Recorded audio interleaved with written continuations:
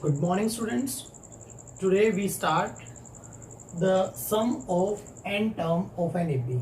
In last lecture, we discussed about nth term of an AP. Today we find out the sum of n term of an AP. Mean if we have an AP like this 3, 10, 17, 24 and so on up to n term, or you say you up to 100 term 100 term तक ऐसा चलता जा रहा है। और आपसे कोई ये पूछ ले कि अगर इस सीरीज को हम 100 टर्म तक ले लें तो इसका सम क्या होगा, कैसे सम करना पड़ेगा। क्या हम ऐसे सम करेंगे 3 और 10 13 then 30 then 54?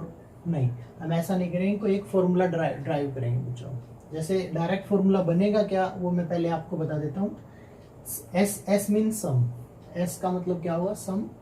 N, S N का मतलब होगा sum of N term, sum of N term. तो इसका फॉर्मूला बनेगा क्या, नंबर ऑफ टर्म, जितनी भी नंबर ऑफ टर्म है divided by 2 bracket on 2 into में a mean first term, 2 multiply first term plus N minus 1 number of term minus 1 into में d mean common difference. This is the formula of N term of sum of N term of N AP. ये फॉर्मूला रहेगा बच्चों। But सभी के दिमाग में अभी ये होगा, सर ये क्या हमें याद रखना पड़ेगा। हम ड्राइव करेंगे बेटा, कैसे आया ये बात हम ड्राइव करेंगे कि ये फॉर्मूला आया कहां से। ठीक है, so we have first term that is a term, a को हम फर्स्ट टर्म कहते हैं। After that a plus d second term, a plus 2d हमारी थर्ड टर्म होती है एपी की। क्या आपको पता है, फर्स्ट टर्म को हम ए कहते हैं, सेकंड टर्म क्या होती है ए प्लस डी, थर्ड टर्म क्या होती है ए प्लस 2d, और ऐसे चलते चलते लास्ट टर्म को हम कहते हैं ए प्लस एन माइनस 1 इंटू में डी। ये हमारी nth टर्म होती है, इसको भी हम ब्रैकेट के अंदर ले लेते हैं। After that what is this, अगर हमने सबके बीच के अंदर प्लस का सिंबल लगा लिया, इसका मतलब हमने सभी टर्म को क्या कर दिया, प्लस कर दिया। यानी first term second term third term सभी को हमने क्या कर दिया, प्लस। तो इसको हम किसके इक्वल ले लेंगे, एस एन के equal, sum of N term. Okay, अगर मैं थोड़ा सा इसको रिप्लेस करना चाहूँ, यानी इसी बात को मैं अलग वे से लिखना चाहूँ, कैसे, ये जो लास्ट में टर्म है इसको मैं यहाँ लिख देता हूँ ए प्लस एन माइनस 1 इंटू में डी, यानी फर्स्ट के नीचे लिख देता हूँ इस लास्ट टर्म में। और इससे पहले जो टर्म आएगी वो क्या आएगी, ए प्लस एन माइनस 2 इंटू में डी आएगी, क्योंकि ये एन माइनस 1 है तो एक एन माइनस 2 हो जाएगा।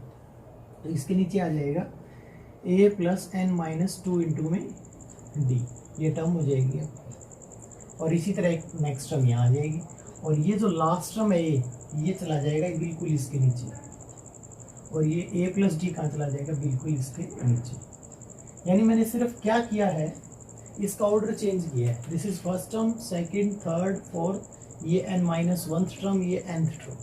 अब nth टर्म को सबसे पहले लिख दिया, एन माइनस 1th टर्म को यहाँ लिख दिया, इस टर्म को नेक्स्ट यहाँ ले गया, और लास्ट टर्म को, यानी सिर्फ ऑर्डर चेंज किया इसको। शायद समझ में आ गया होगा।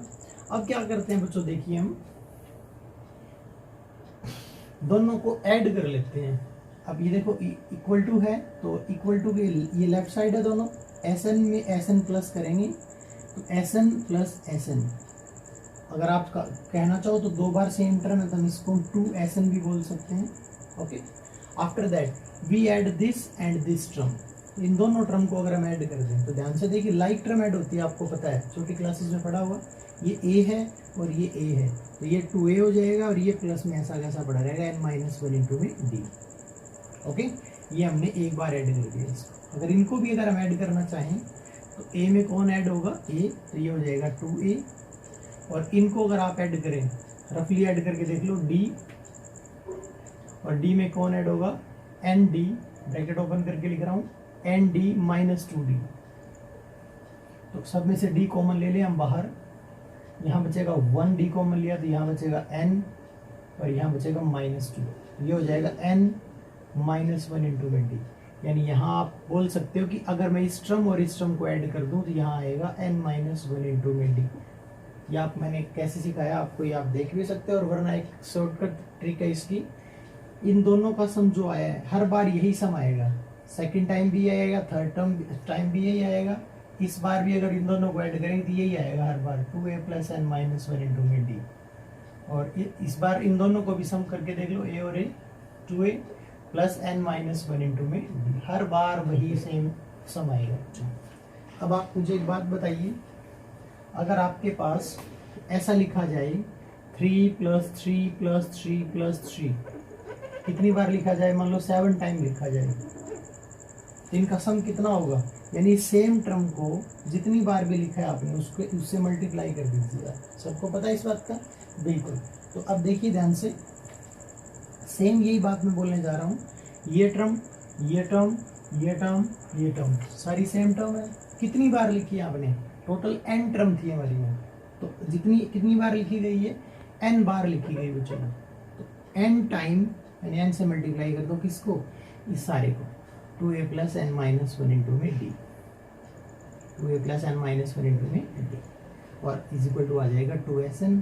तो हमें 2 से इधर डिवाइड कर देते हैं हमें, क्योंकि sn की वैल्यू चाहिए थी, तो n बाई ये n है, इधर 2 मल्टीप्लाई में इधर आगे डिवाइड में हो जाएगा, 2a plus N minus one into में डी। ये आपका सम ऑफ एन टर्म का फॉर्मूला हो जाएगा, जो भी अभी मैंने डायरेक्ट बताया अभी था। ये डेरिवेशन दिया मैंने आपको कि आया कैसे।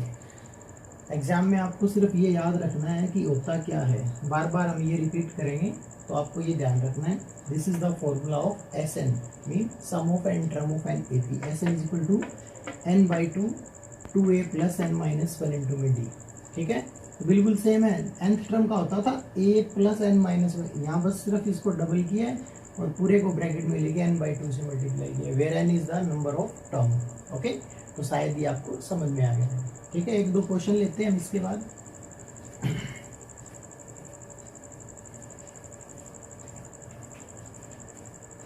देखिएगा बच्चों, एक बार मैं ये फॉर्मूला यहाँ लिख के रखता हूँ।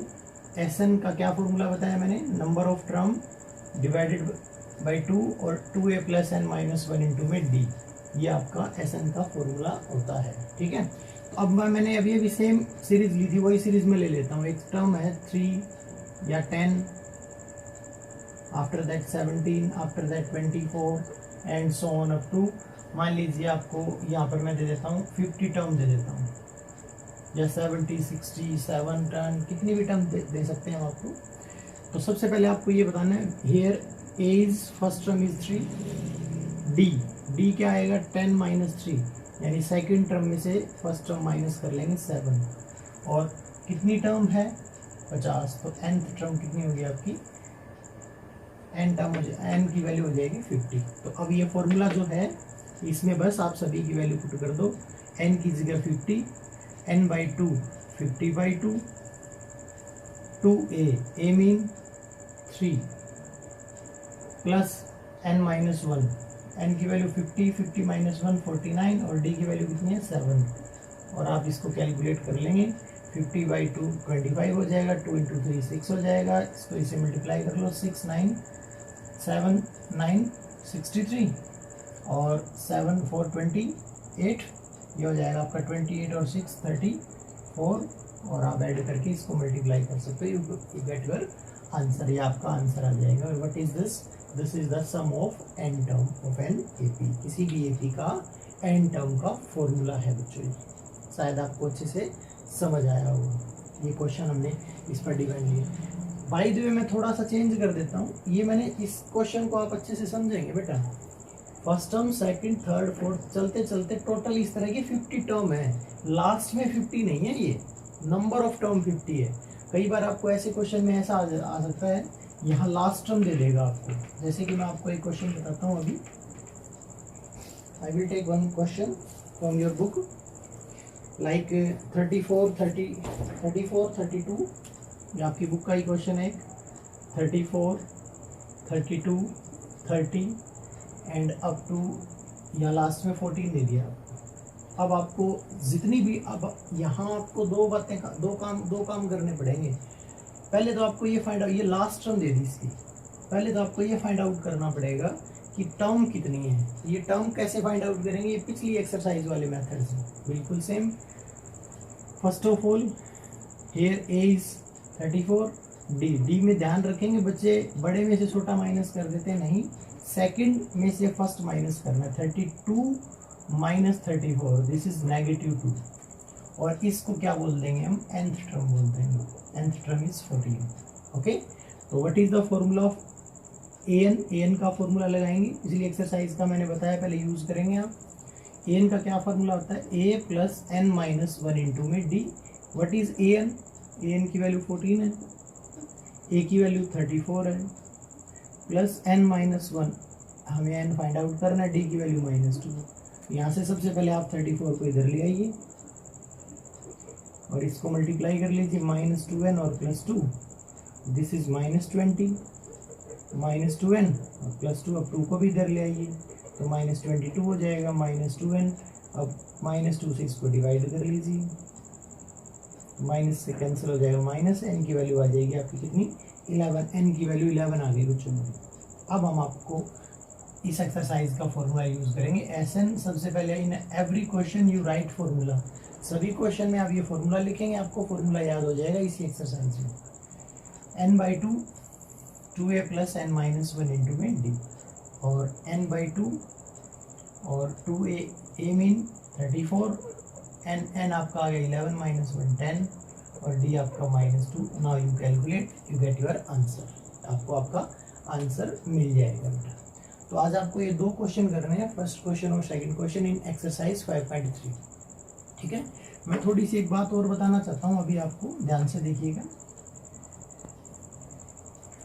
क्या अभी हमने आपको बताया कि ये इस क्वेश्चन में अगर मैं अभी लिख लूँ यहाँ पर कि n की वैल्यू 11 आई थी हमारी, दोबारा नहीं कैलकुलेट करना पड़ेगा हमें, ये SN का फॉर्मूला होता है। अगर इस फॉर्मूले को मैं थोड़ा मॉडिफाई कर देता हूँ बेटा, ध्यान से देखना, SN = n/2, क्या मैं 2a को a प्लस a लिख सकता हूँ बेटा?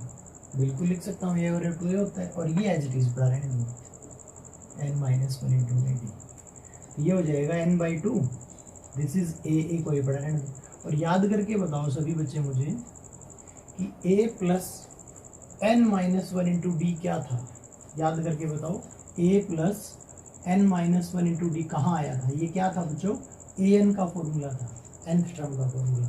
तो क्या मैं इस वैल्यू की जगह an लिख सकता हूँ? बिल्कुल लिख सकता हूँ, और an हमारी कौन सी टर्म होती है, लास्ट टर्म मानते हैं हमेशा। तो यहाँ एक फॉर्मूला और भी बन सकता है, n/2 a प्लस, इसको हम l बोल सकते हैं लास्ट टर्म को। तो कभी भी अगर आपके पास ऐसा क्वेश्चन आ जाए जिसमें लास्ट टर्म गिवन है, तो आप ये फॉर्मूला भी अप्लाई कर सकते हैं। ये क्वेश्चन हम दोबारा करके देख रहे हैं, यहाँ से आपको मैंने सिखाया था इस फॉर्मूले से, अब इस फॉर्मूले से करके देखो। n कितना आया था हमारा, n आया था 11, देन 11/2, a कितना है 34, और l कितना है 14। तो इस वे से भी आप इसको कैलकुलेट कर सकते हो, दोनों वे से आंसर सेम आएगा। चाहे SN का आप ये फॉर्मूला अप्लाई करें और चाहे SN का ये फॉर्मूला हर जगह अप्लाई हो सकता है, बट ये फॉर्मूला हर जगह अप्लाई नहीं हो सकता। ये फॉर्मूला तभी अप्लाई होगा जब लास्ट टर्म गिवन होगी, बट लास्ट टर्म गिवन होने के बाद भी हमें n की वैल्यू कैलकुलेट करनी पड़ेगी उस मेथड से, an वाले मेथड से। ओके, तो so student, only 2 question you have to do today. After that we discuss in next lecture some more typical questions depend on sum of n term of an AP के ऊपर जो sum of n term के question है वो और discuss करेंगे, कुछ और टिपिकल क्वेश्चन होंगे। तब तक आप ये 2 क्वेश्चन कीजिए students. Okay, thank you students.